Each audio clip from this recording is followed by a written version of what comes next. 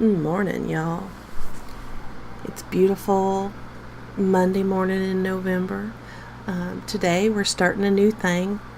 I'm going to start reading from my book Redemption's Ride.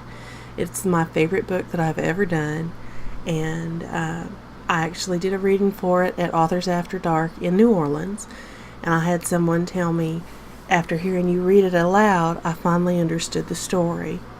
So I thought that one of the things that I could do was read, and I'll just do a little, one day a month. And today we'll have the prologue.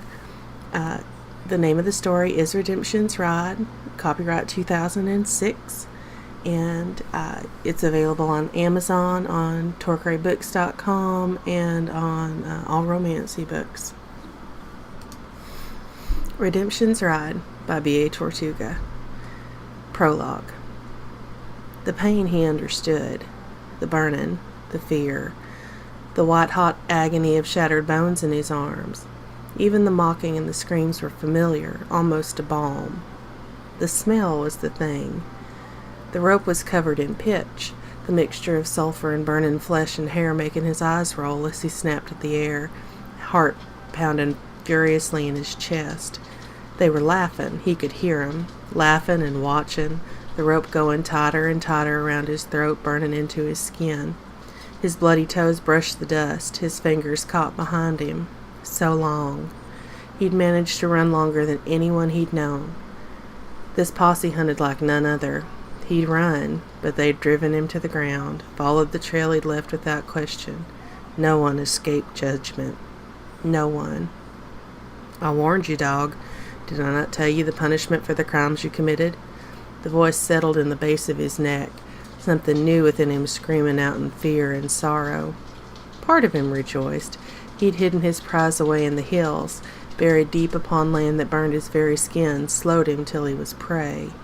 He could see her eyes in his mind, see her fear as her parents led down the valley toward the black smoke that billowed up into the sky. He'd known the punishment for what he'd done, the pain. He'd known, but he'd done it anyway. So part of him knew that he had won. The rest of him was rage. The rope pulled again, then again, and his eyes rolled, his entire body fighting for breaths that he hadn't needed only days before. You are my most trusted, my most feared.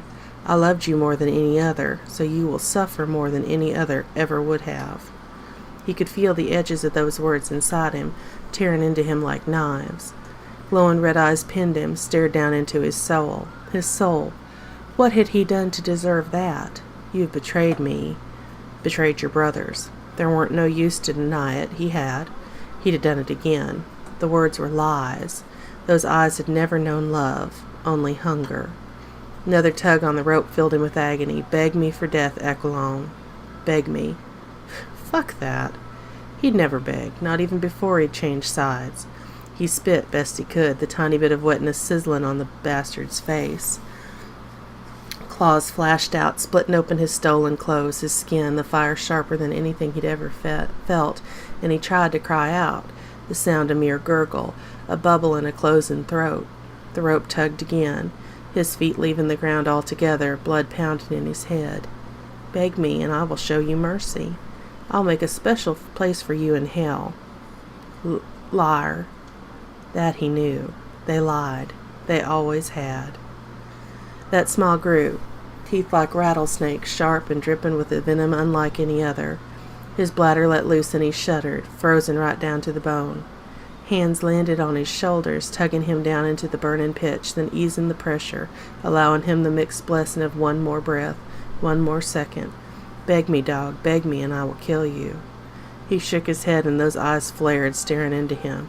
Do you honestly believe for a moment that you will win, dog? That you can survive me, survive your punishment? Claws dug into his flesh, each one pushing through with a pop. I will keep you like this for days, until there is nothing within you but pain, and you will be on your knees, offering me anything for it to end. You will be nothing but meat. Something nipped at his ankle, and he kicked out, a pained yelp ringing through the air.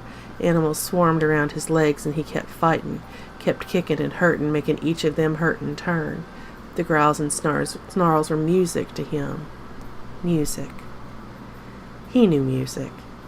His eyes rolled, the memory of a high, soft voice singing to him, soft fingers in his hair as he ran with her in his arms, ran from the black, oily smoke. Amazing grace, how sweet the sound. Sing with me now. What, you don't know the words? Didn't no one ever sing to you? That's awful sad. I'll teach you, Hawk. I will. Ma showed me real good. You reckon Ma's in heaven, Hawk? You reckon I'll see her there? It goes I once was lost, but now I'm found. Was blind, but now I see. Something behind him moved, shifted, and the ropes jerked him up hard enough that he snapped. He felt the skin in his throat pull and tear, then snap the rope and pitch inside him. No, no, you stupid bastard, you pulled too soon. The red eyes disappeared, howls and screams filling the air around him. Fur and blood flying into the air as the crowd faded, disappeared, leaving him to swing. He could hear it, the creak and groan as his muscles jerked and danced, bouncing on the end of the rope. Hawk. She called him Hawk. He thought he could still see something at the edge of the firelight, something still and strong, something watching him like he was a great puppet on a burning string.